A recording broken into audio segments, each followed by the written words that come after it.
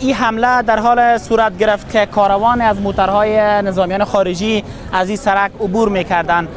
تا هنوز درباره تلفات نظامیان خارجی در این رویداد اطلاعات در دست نیست، اما شاهدان رویداد میگن که در این حمله به غیر نظامیان آسیب رسیده است.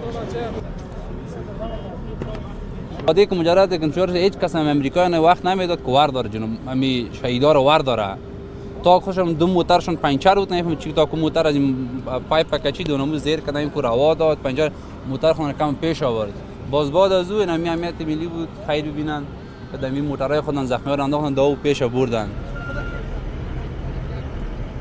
مسئولان امنیتی گفتند این حمله توسط یک موتر بمبگذاری شده اجرا شده است. وزارت داخله گفته که در این رویداد 5 غیر نظامی زخمی شدند.